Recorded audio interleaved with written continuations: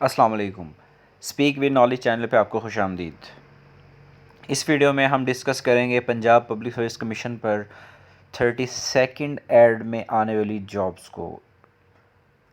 Students, इस add में बहुत सी ऐसी सीट्स अनाउंस हुई हैं जिस पे आप अप्लाई करके और अपनी तैयारी के साथ अगर आप पेपर दें तो इंशाल्लाह आपकी सिलेक्शन बहुत आसानी से हो सकती है। ये वो एड है जिसका 2021 में लोगों को बहुत ज़्यादा इंतज़ार था, क्योंकि 2021 में कोई ऐसी सीट्स अनाउंस नहीं हुई जो कि जर्नल सीट्स हों और वो इतनी ज़्यादा सीट्स हों कि लोग उस पर अप्लाई करें और उनकी जो है वो सिलेक्शन हो सके। क्योंकि 2021 में जितनी भी सीट्स अनाउंस हुई हैं पीपीएससी पे, उन सब में तकरीबन वही ज़्यादातर सीट्स देखने को मिल रही थी जिसमें जो है वो एक्सपीरियंस मांगा होता था। कोई सब्जेक्ट की सीट्स जो है वो उसने अनाउंस की हैं। सपोज़ उसने कंप्यूटर की सीट्स अनाउंस की, उसमें 2 साल का 1 साल का एक्सपीरियंस साथ मांग लिया। यानी कि उसने चीज़ों को बहुत ज़्यादा स्पेसिफाई कर दिया था। स्पेसिफिक जो है वो सब्जेक्ट की वो सीट्स दे रहा था। कोई एमबीबीएस से रिलेटेड सीट्स आ रही थी, कोई मेडिकल फील्ड की आ रही थी, कोई नर्सिंग की आ रही थी, कोई कुछ आ रही थी। लेकिन कोई असिस्टेंट की सीट्स या कोई ऐसी सीट्स नहीं अनाउंस हो रही थी जिस पे सब लोग अप्लाई कर सकें। 2020 में तो बहुत सी ऐसी सीट्स आई हैं, जैसे कि तहसीलदार की सीट्स आई थी, असिस्टेंट्स की बहुत ज़्यादा सीट्स आई हैं, सब इंस्पेक्टर की, एएसआई की बहुत सी ऐसी सीट्स आई हैं जिसके ऊपर तकरीबन सब लोग जो है वो एलिजिबल थे। एएसआई पे तो सिर्फ पुलिस वाले ही एलिजिबल थे, लेकिन उसके अलावा बहुत सी ऐसी सीट्स जो हैं वो अनाउंस हुई थी। पीएमएस भी अनाउंस हुआ था। अभी तक 2021 का पीएमएस अनाउंस नहीं हुआ, उसके लिए लोग बहुत ज़्यादा इंतज़ार कर रहे हैं। तो आपको जो है वो अब मैं इस ऐड में बताऊंगा कि इस ऐड के अंदर कौन कौन सी ऐसी सीट्स हैं जिस पे आप लोग अप्लाई कर सकते हैं। सबसे पहले हम लोग इसमें देखेंगे, इसमें जो पहला जो डिपार्टमेंट है उसमें इंडस्ट्रियल और कॉमर्स इन्वेस्टमेंट डिपार्टमेंट है, सी का स्किल डेवलपमेंट डिपार्टमेंट, उसके अंदर एक सीट आई है और सीट जो है उसका नाम है असिस्टेंट डायरेक्टर। और इसके लिए जो है, जैसे कि पहले एक ट्रेंड चल रहा है 2021 में जितनी भी सीट्स अनाउंस हो रही हैं उसमें वो क्या कर रहा है, कोई डिग्री एक स्पेसिफिक मांग लेता है, सबके लिए एलिजिबल, सब एलिजिबल नहीं होते उस पर, और साथ में वो एक्सपीरियंस मांग लेता है। तो इस बेस के ऊपर जो है वो कुछ स्पेसिफिक लोग ही उस पर अप्लाई कर सकते होते हैं, सब लोग अप्लाई नहीं कर सकते। ये एक बहुत बड़ी हर्डल फेस करनी पड़ रही है लोगों को। जो लोग बहुत टाइम से तैयारी कर रहे हैं उनको जो है वो कोरोना का एक प्रेशर था कि पहले 2 साल तकरीबन सीट्स अनाउंस नहीं हुई भी हैं, कम हुई हैं, लेकिन साथ में ये भी था कि पेपर्स डिले हो जाते थे, कभी पेपर्स हो रहे हैं कभी डिले हो रहे हैं। तो ये एक ऐसा फेज़ था जिसकी वजह से लोगों की एज भी निकल रही थी, और ये बहुत यानी कि एक मसला था लोगों के लिए कि एक एज लिमिट होती है जब आप गवर्नमेंट जॉब के लिए अप्लाई करते हैं। तो इसलिए इन चीज़ों को देखते हुए जिन सीट्स का इंतज़ार था वो आ गई हैं। अभी हम लोग इंशाल्लाह डिस्कस करेंगे। इसके बाद जो है नेटवर्क सिस्टम इंजीनियर की सीट्स हैं, ये 12 सीट्स हैं। मैं पहले बता चुका हूँ, बहुत ही कम होता है ऐसा है कि किसी सब्जेक्ट की सीट्स जो हैं वो बहुत ज़्यादा हैं कि एक आप देखें कि स्पेसिफिक सब्जेक्ट है, जैसे कि कंप्यूटर है, कंप्यूटर की सीट्स इतनी ज़्यादा कभी भी नहीं आती। कंप्यूटर से रिलेटेड सीट्स जो हैं वो बहुत ही रेयर होता है कि वो इतनी ज़्यादा आएँ। तो कंप्यूटर जिन्होंने डिग्री की हुई है, जिन्होंने आईटी जिनका बैकग्राउंड है, उनके पास अगर 1 साल का एक्सपीरियंस भी है, ठीक है, और उनके पास कुछ स्पेसिफिक स्पेशलाइजेशन भी है और उनके बाद उन्होंने एमफिल भी किया हुआ हो, तो वो इस सीट्स पे इन सीट्स पे अप्लाई कर सकते हैं। ये 12 सीटें हैं टोटल, ठीक है, और इन 12 सीट्स में आपको खुद अंदाज़ा होगा कि 9 सीटें ओपन मेरिट की हैं, एक माइनॉरिटी कोटे की और 2 वीमेन कोटा की सीट्स हैं। तो आप अगर एलिजिबल हैं तो आप इस पर ज़रूर अप्लाई करें। और अगर हम इसका सिलेबस देखें तो इसमें 80% हमारे पास क्वालिफ़िकेशन वाइज क्वेश्चंस आएंगे और 20% जो है हमारे पास जो क्वेश्चंस पूछे जाएंगे पेपर में वो जनरल नॉलेज के होंगे। जनरल नॉलेज की तैयारी के लिए हमारे चैनल के ऊपर जनरल नॉलेज के लेक्चर्स मौजूद हैं, उनको आप लाजमी फॉलो करें। अगर आप वो लेक्चर सुनेंगे, प्रिपेयर करेंगे, आपका 20% जो जनरल नॉलेज का पोर्शन है वो बड़ी आसानी से कवर हो जाएगा।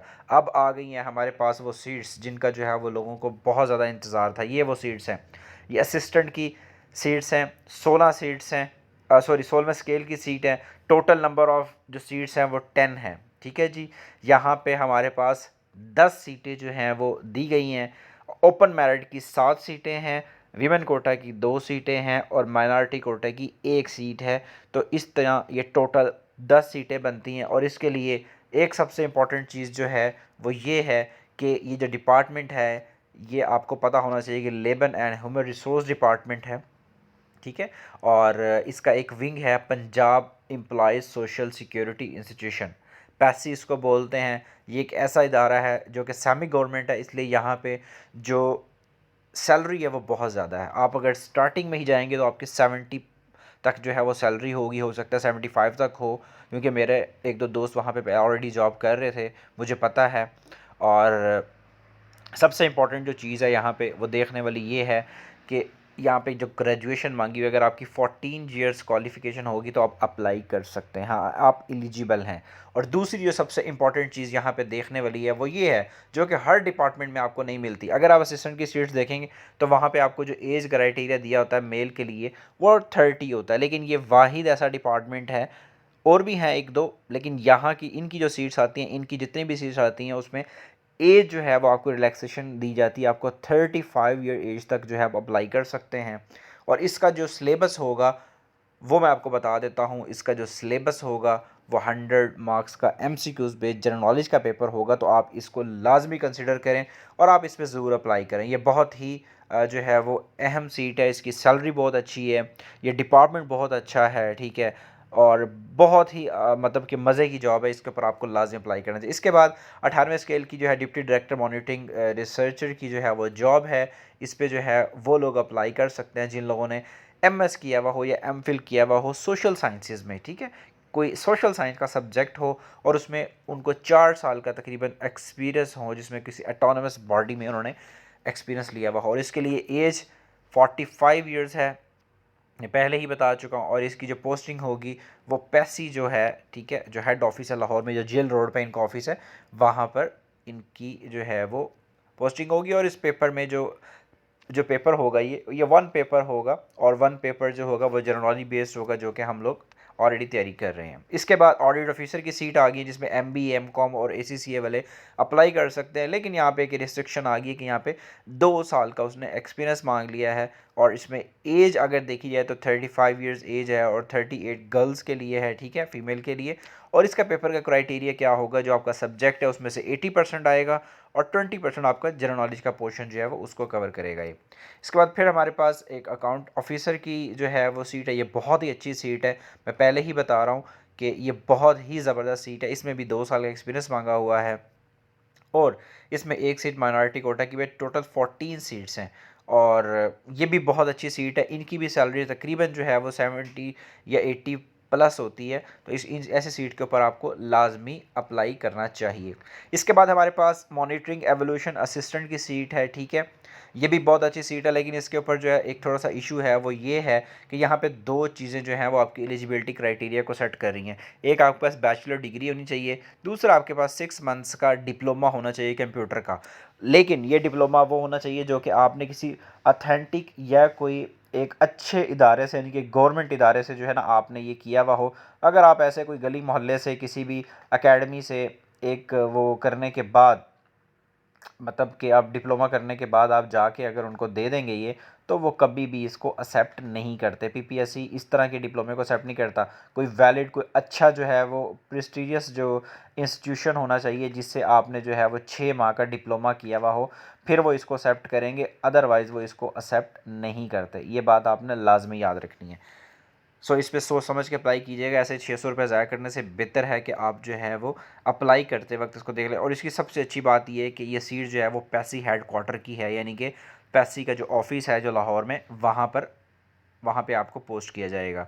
इसके बाद एक और पोस्ट है जी डेंटल सर्जन की, ये BDS जिन लोगों ने किया हुआ है उन लोगों के लिए ये सीट है, कॉन्ट्रैक्ट बेसिस सीट है। अब जो सीट आती हैं वो बहुत ही कम होती हैं, कि जो रेगुलर हों वो सारी कॉन्ट्रैक्ट बेसिस होती हैं। तो ये चीज़ आपने जहन में रखना है कि 3 साल के बाद जो है वो ऑटोमेटिकली रेगुलर कर दिया जाता है अगर आपकी परफॉर्मेंस अच्छी हो। तो ये 7 सीट्स हैं डेंटल सर्जन की, इसको भी देख लें जो लोग एलिजिबल हैं। और इसके लिए सबसे इम्पॉर्टेंट जो बात है जो हमारे लिए जो हमने नोट करनी है वो ये है कि जो 32nd ऐड है हमारे पास PPSC का, मैं ऐड नंबर बता देता हूँ आपको, हम जो डिस्कस कर रहे हैं ये 32nd ऐड है। इसकी जो सबसे इम्पॉर्टेंट चीज़ है वो ये है कि इसको अप्लाई करने की लास्ट डेट जो है वो 12 नवंबर है। हमने जो पहले एक ऐड जो मैंने जो डिस्कस किया मैंने लेक्चर में, जो 31st ऐड था, उस ऐड की लास्ट डेट 11 नवंबर थी, और इसकी जो लास्ट डेट है वो 12 नवंबर है। ये चीज़ आपने जहन में रखनी है, आपने चीज़ों को मिक्स नहीं करना। इसलिए मैं कहता हूँ कि आप जल्द से जल्द जो है वो फ़ीस सबमिट करवाएं, अपना सारा ऑनलाइन फॉर्म जो है वो तकरीबन सारा फिल कर दें, लेकिन जो सबमिशन का बटन है वो कोशिश करें कि आप लास्ट डेट पे क्लिक करें, ताकि आपका लास्ट डेट पे या उससे एक दिन पहले अप्लाई हो जाए। तो ये चीज़ें जो थी इसके लिए बहुत इंपॉर्टेंट थी, आपको बताने का मकसद यही था कि आप जो है वो ज़रूर अप्लाई करें, क्योंकि इन जॉब्स पे अप्लाई करके ही आप गवर्नमेंट जॉब हासिल कर सकते हैं। यही वो इदारा है जो कि आपको गवर्नमेंट जॉब प्रोवाइड कर सकता है। इससे पहले वाला जो हमारा लेक्चर है जो 31st ऐड के बारे में, उसको भी मस्ट मस्ट सुनिएगा, ठीक है। उसको सुनने से भी आपको आइडिया हो जाएगा कि आपको बताया गया है उसके अंदर कि किस तरीके से आपने अप्लाई करना होता है, किस तरीके से केस नंबर आपने एंटर करना होता है। चालान फॉर्म में जब आपने फिल करना है, जो कि आपको वेबसाइट से मिल जाएगा या गूगल पे लिखेंगे तो आपको चालान फॉर्म मिल जाएगा। तो ये चीज़ें बहुत इंपॉर्टेंट है, बहुत ध्यान से अपने चालान फॉर्म जो है वो अपना फिल करना होता है और बैंक में जाके सबमिट करवा के फ़ीस उसको संभालना होता है। और इवन आपने जो अप्लाई करना होता है ऑनलाइन, उसके अंदर आपने इन्फॉर्मेशन बिल्कुल करेक्ट देनी होती है। ये चीज़ें बहुत इंपॉर्टेंट है, अगर आप इनको फॉलो करेंगे तो आपके लिए बहुत ही आसानी होगी। ठीक है जी, ये एक छोटा सा लेक्चर था, इसको आप लाजमी जो है वो कंसिडर करें, और अगर आप एलिजिबल हैं तो आप लाजमी अप्लाई करें। अगर आप तैयारी करना चाह रहे हैं तो हमारे इंग्लिश के लेक्चर्स चैनल पे मौजूद हैं, जनरल नॉलेज के मौजूद हैं, क्योंकि अब करंट अफेयर एमसीक्यूज बेस्ड 2020 और 21 के क्वेश्चंस भी पेपर में पूछे जाते हैं, तो उसके भी लेक्चर्स मौजूद हैं, आप वो लाजमी सुने, उनको फॉलो करें। और अगर फिर भी आपको कोई एम्बिग्विटी है या कोई इशू आ रहा है तो आप हमारे व्हाट्सएप नंबर 0333678941 पे मैसेज करके अपने एम्बिग्विटीज़, अपने जो इश्यूज़ हैं उनको डिस्कस कर सकते हैं। अगर आपने हमारा चैनल अभी तक सब्सक्राइब नहीं किया तो काइंडली हमारे चैनल को सब्सक्राइब करें और अपने दोस्तों को और फैलोज़ को, सबको जो है वो ये लिंक ज़रूर शेयर करें, ताकि वो ज़्यादा से ज़्यादा फ़ायदा उठा सकें और उनसे जो है वो चैनल को सब्सक्राइब करवाएँ। ठीक है जी, अपना ख्याल रखिएगा। अल्लाह हाफिज़।